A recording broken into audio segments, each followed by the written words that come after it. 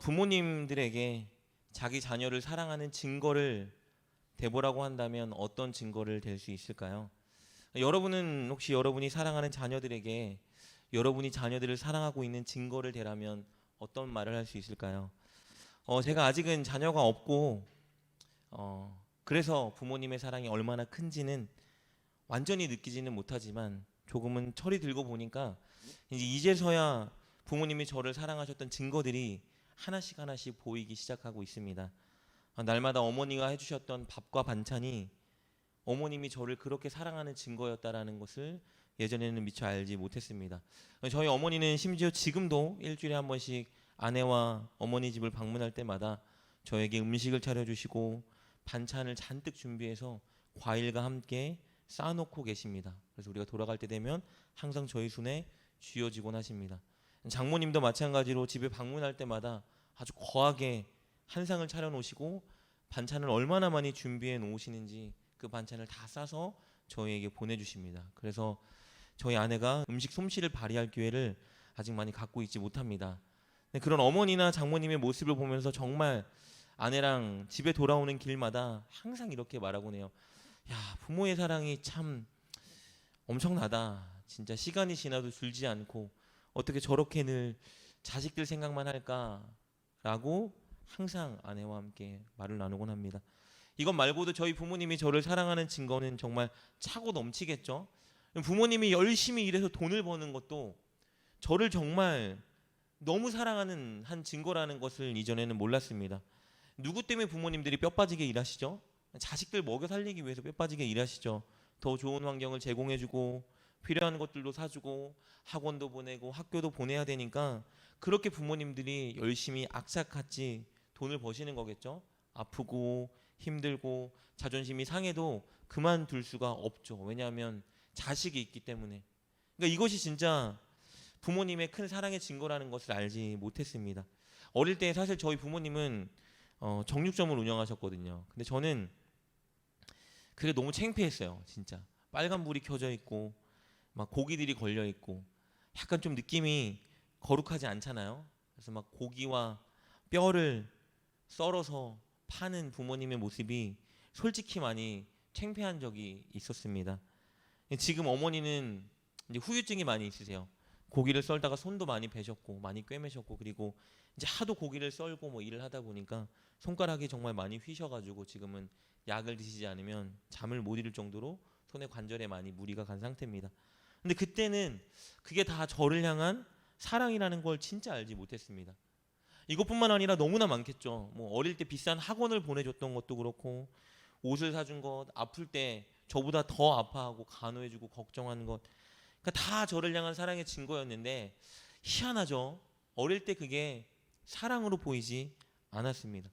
그러니까 지나고 나서 보니까 사실은 부모님이 저를 향해 해주신 저를 위한 모든 행동이 그냥 다 부모님의 사랑의 증거였는데 그때는 너무 그것들이 왜 안 보였는지 모르겠어요. 아마 지금도 자녀들은 마찬가지겠죠. 그게 사랑인지 결국 알지 못할 거예요. 오히려 그래서 이렇게 생각하곤 하죠. 밥 해주는 게 무슨 사랑이야? 당연히 해줘야 되는 거 아니야? 그래서 오히려 반찬이 맛없으면 반찬이 맛없다고 투정 부리고 부모님을 비방하고 마음 속상하게 하고 안 먹는다 짜증내고 이러는 게 사실 자식들의 모습이죠. 열심히 일해서 학원을 보내주는 게 왜 사랑입니까? 아이들은 그렇게 다니기 싫은 학원 억지로 보내는데 사랑처럼 느껴지지 않는 거예요. 그러니까 자녀들은 부모님이 그들을 사랑하기 때문에 늘 해주는 모든 것들이 늘 받아왔던 것들이기 때문에 그리고 당연하다고 생각하기 때문에 사랑으로 보지 않습니다. 당연하다고 생각하면 아무리 크고 넓은 사랑과 은혜가 나를 향해 부어져도 자식들은 그것을 사랑의 증거로 여기지 못하는 것이죠.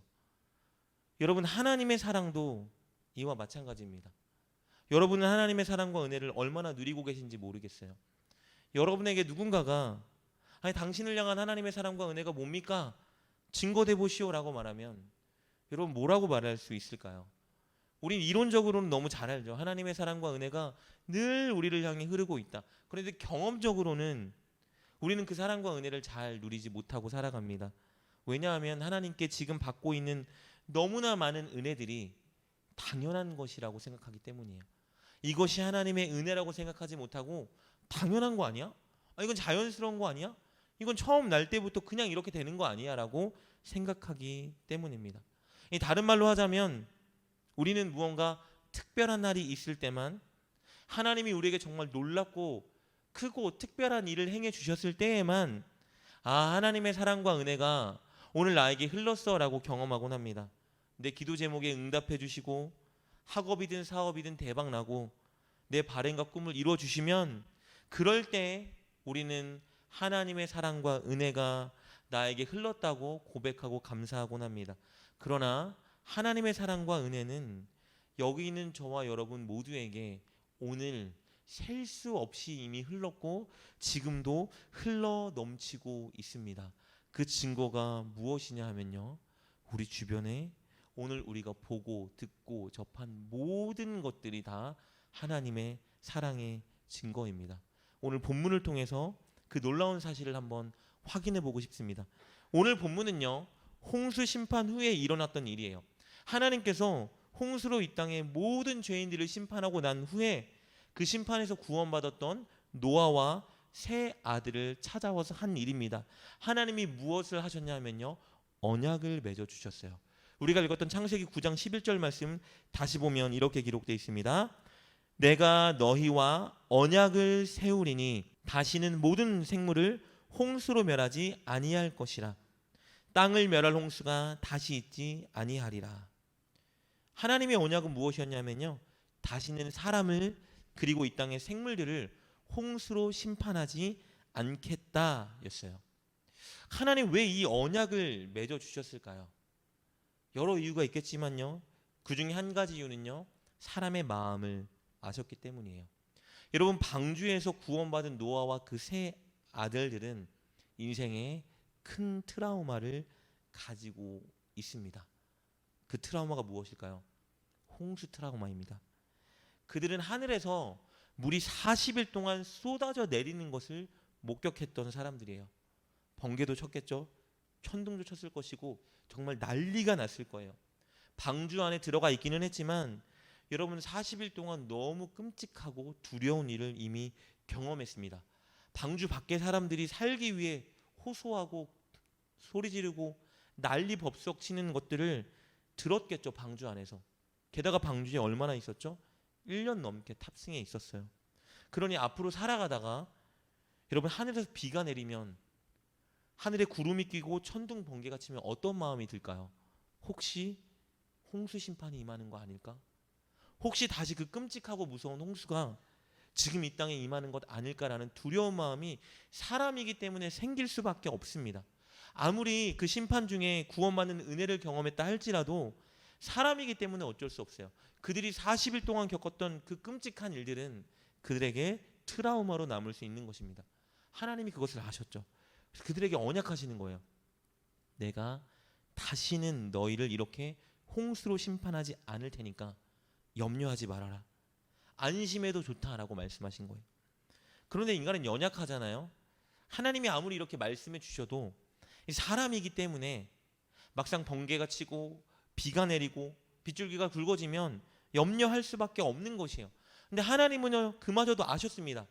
믿음이 연약해서 홍수 심판을 염려하고 두려워할 수 있는 것조차 알고 계셨어요.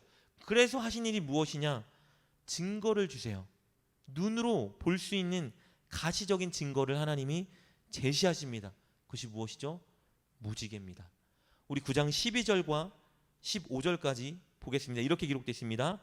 하나님이 이르시되 내가 나와 너희와 및 너희와 함께하는 모든 생물 사이에 대대로 영원히 세우는 언약의 증거는 이것이니라.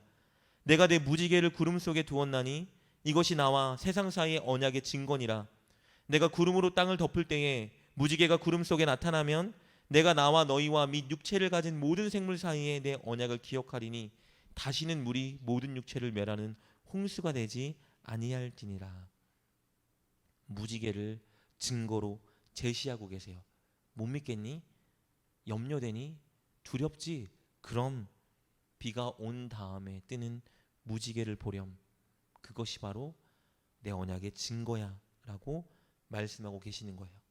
여러분, 그런데 이 무지개라는 단어를 원어로 보면 굉장히 흥미롭습니다. 원어의 뜻이 활이에요. 활. 무지개가 활 모양처럼 생겼죠. 하나님은 무지개로 언약을 하시면서 활을 연상시키셨어요. 그리고 이 활을 누구를 향해 조준하고 계시는 거예요? 사람이 아니라 당신을 향해 조준하고 계신 거예요. 그래서 만약에 내가 이 언약을 지키지 않으면, 내가 이 언약, 너희에게 준 이 언약을 내가 어기면 이 활을 나한테 쏘겠다는 겁니다. 여러분, 이게 무엇을 의미할까요? 반드시 책임지고 약속을 지키겠다는 하나님의 결의를 보여주고 있는 거예요. 그런데 이 언약을 사람이 간청한 게 아니거든요. 사람이 요구하지 않았어요. 하나님이 먼저 찾아오셔서 인간에게 이 언약을 주셨습니다. 인간이 이 언약을 성취하기 위해서 해야 되는 어떤 행위의 조건도 없어요. 그냥 하나님의 일방적인 언약입니다. 왜 이렇게 하셨을까요? 인간을 사랑하기 때문입니다. 인간이 염려하고 인간이 두려워하지 않도록, 안심하고 평안히 살도록 하나님이 먼저 찾아오셔서 그들에게 약속하신 거예요. 그러니 노아와 아들들 그리고 그 후손들은 무지개를 보면 하나님의 은혜와 사랑과 언약을 떠올릴 수 있었던 것입니다. 그런데 여러분이 언약을 누구에게 준다고 하셨죠? 너와 너의 후손 대대로 영원히 세우는 언약이라고 말씀하셨습니다. 무지개는 오늘도 여전히 뜨고 있습니다. 하나님의 언약과 하나님의 사랑과 은혜가 바로 오늘 저와 여러분을 향해 여전히 흐르고 있다는 거예요. 여러분, 그렇다면 무지개를 보면 누구를 떠올려야 될까요? 하나님을 떠올려야 되는 거예요. 하나님의 사랑과 은혜가 나를 향해 흐르고 있구나를 발견해야 하는 것입니다. 그런데 무지개만 하나님의 사랑과 은혜의 증거라고 생각한다면 정말 큰 착각입니다. 왜냐하면 하나님은 우리가 하나님, 나를 사랑하는 증거가 뭔가요? 살아계신 증거가 뭔가요? 라고 말할 때 제시할 만한 증거를 엄청 많이 준비해 놓고 계셨습니다. 우리 앞장으로 넘어가면 창세기 8장 21절 22절을 보면 이렇게 기록되어 있습니다. 여호와께서 그 향기를 받으시고 그 중심에 이르시되 내가 다시는 사람으로 말미암아 땅을 저주하지 아니하리니 이는 사람의 마음이 계획하는 바가 어려서부터 악함이라. 내가 전에 행한 것 같이 모든 생물을 다시 멸하지 아니하리니 땅이 있을 동안에는 심음과 거둠과 추위와 더위와 여름과 겨울과 낮과 밤이 쉬지 아니하리라. 방금 읽은 8장 21절 22절 9절은요, 우리가 조금 전에 읽었던 무지개 언약을 하기 전에 하나님께서 먼저 스스로 다짐하셨던 내용이에요. 인간이 어려서부터 악하기 때문에 내가 이들의 악함 때문에 이들을 심판하면 이들은 항상 심판당하는 존재일 수밖에 없겠다. 그러니까 내가 이들을 다시는 물로 심판하면 안 되겠다. 스스로 다짐하셨습니다. 다짐하시면서 어떤 일을 행하셨냐 하면요, 천지 만물이 운행하고 작동하는 원리를 홍수 이전으로 돌려놓으셨어요. 여러분, 쉽게 말하면 무슨 말이냐면요, 아침에 해가 뜨고 저녁에는 해가 지고 여름이 오고 지나면 겨울이 오고, 우리 인간이 무언가 수고해서 심으면 수확할 수 있도록 열매를 맺고, 여러분, 이 천지 만물이 원리대로 작동하는 그 놀라운 일을 하나님이 다시 원상복구 시키셨다라는 거예요. 왜 원상복구 시키셔야 했을까요? 홍수 심판 때 여러분 40일 동안 땅에서 물이 터져 나오고 하늘에서 비가 쏟아져 내렸어요. 무엇을 의미할까요? 천지 만물의 작동 원리가 조금 바뀌었겠죠. 40일 내내 천둥이 치고 우박이 쏟아지고 비가 내리고 난리가 났으니까요. 그래서 하나님께서 인간이 잘 살 수 있도록 생육하고 번성하여 땅에 충만할 수 있도록 이들을 위한 환경을 다시 안전하게 조성해야 되겠다라고 스스로 다짐하신 거예요. 그래서 어떻게 하신 겁니까? 원래대로 돌리신 거예요. 이렇게 지금 우리가 사는 이 환경을 하나님께서 허락하시고 날마다 작동시키신 것입니다. 그렇다면 하나님이 우리를 사랑하는 증거, 하나님이 우리에게 은혜를 내려주시는 그 증거는 무엇일까? 아침인 거예요. 밤인 거죠. 여름이고 겨울인 겁니다. 우리 주변에서 자라나고 있는 나무와 꽃들이에요. 우리가 날마다 경험하고 있는 그 모든 것들이 하나님이 우리를 위해서 작동하게 만들어 놓으신 거라는 거예요. 당연하다고 여기고 있는 이 모든 것들이 사실은 우리를 향한 하나님의 사랑의 손길이었던 것입니다. 여러분, 세상에 당연한 것은 없어요. 늘 그렇게 작동했으니까 당연하다고 생각할 뿐이지 당연한 것은 없습니다. 하나님이 우리를 위해 작동시키고 일하고 계시는 거예요. 여러분, 부모님의 사랑이 어떻게 당연합니까? 어떻게 당연하다고 말할 수 있어요? 자식을 사랑하기 위해서, 자식을 사랑하기 때문에 얼마나 많은 눈물을 쏟고 시간을 쏟고 마음을 쏟고 세월을 보냈습니까? 자식을 향한 사랑 때문에 결국은 부모님들이 그렇게 약해지고 병들고 초라해지는 거 아닙니까? 그러니까 당연하다고 말할 수 있는 게 아니에요. 가장 큰 사랑이고 가장 큰 은혜고 일평생 감사하고 보답해야 되는 게 부모님의 은혜인 거죠. 여러분, 하나님의 사랑도 동일합니다. 어떻게 하나님의 사랑이 당연해요?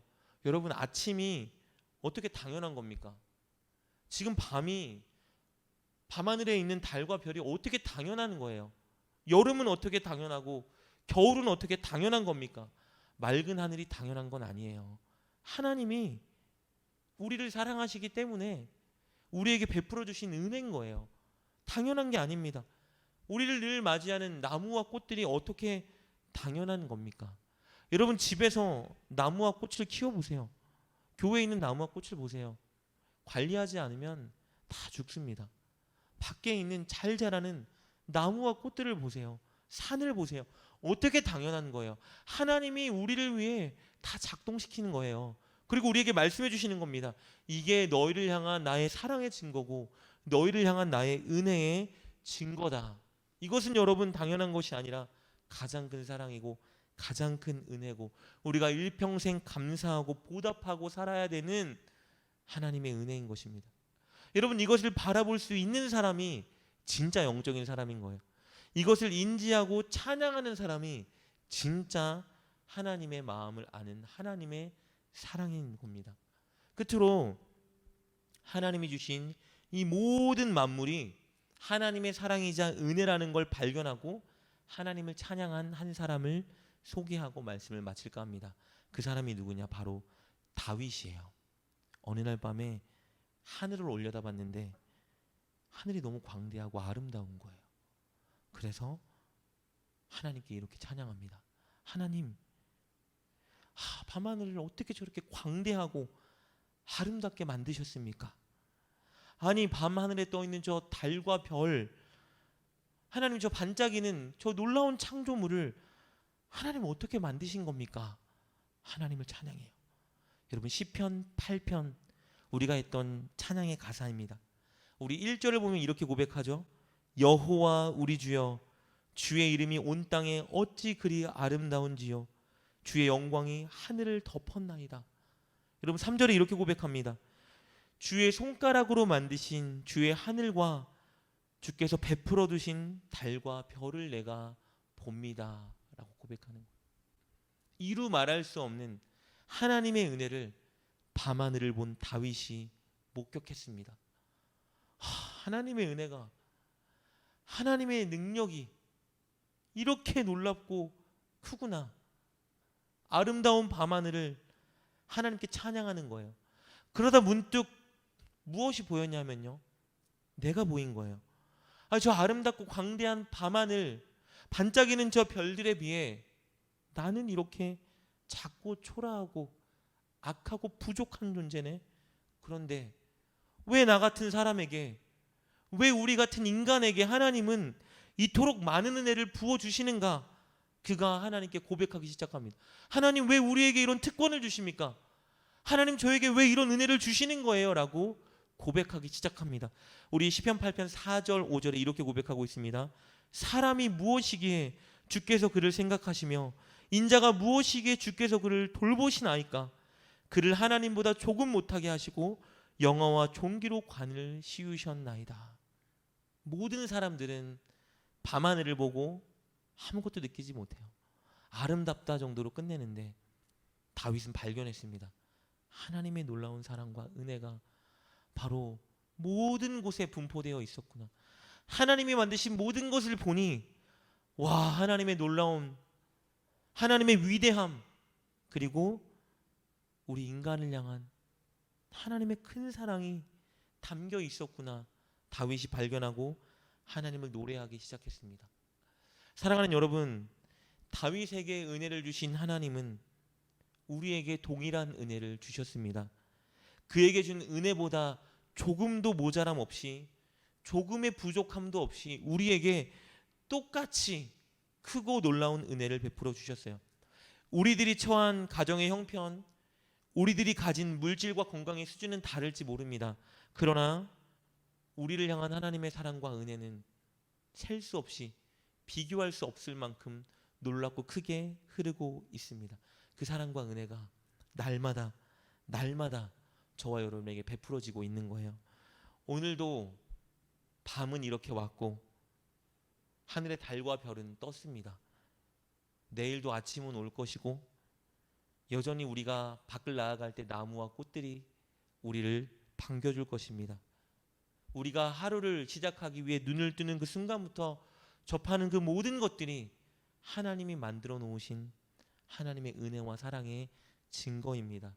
심지어 우리가 잠을 자기 위해 눈을 감는 그 순간에도 우리를 향한 하나님의 사랑과 은혜의 증거들은 이 땅의 모든 곳에 분포하고 퍼져 있는 것입니다.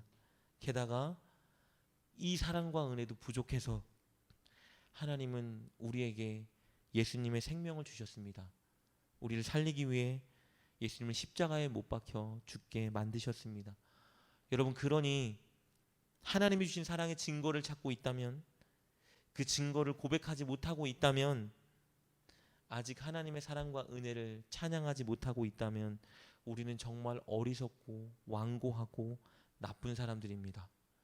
여러분은 어리석고 나쁜 사람입니까? 아니면 다윗처럼 하나님의 사랑을 날마다 누리고 찬양하는 사람입니까? 여러분이 어떤 사람이건 상관없습니다. 오늘 이 시간 우리가 좀 회복했으면 좋겠습니다. 우리를 향한 하나님의 사랑과 은혜를 볼 수 있었으면 좋겠습니다. 이미 모든 곳에 분포되어 있는 그 증거들을 보면서 하나님의 사랑과 은혜가 이렇게 크구나 보았으면 좋겠어요. 오늘 밖을 나가면서 이 밤, 달, 별을 보시면서 하나님의 사랑을 보시고, 내일 맑은 하늘과 구름과 나무와 꽃을 보시면서 하나님의 사랑과 은혜를 볼 수 있는 여러분 되셨으면 좋겠습니다. 그리고 그 사랑을 본다면 거기서 멈추지 마시고 오늘 다윗처럼 이렇게 고백했으면 좋겠습니다. 여호와 우리 주여, 주의 이름이 온 땅에 어찌 그리 아름다운지요. 하나님, 저같이 부족한 인간을 이렇게 지켜주시고 사랑해주시고 은혜 베풀어 주시니 너무나 감사합니다. 이렇게 꼭 고백하고 노래하는 저와 여러분 될 수 있기를 주님의 이름으로 축복합니다.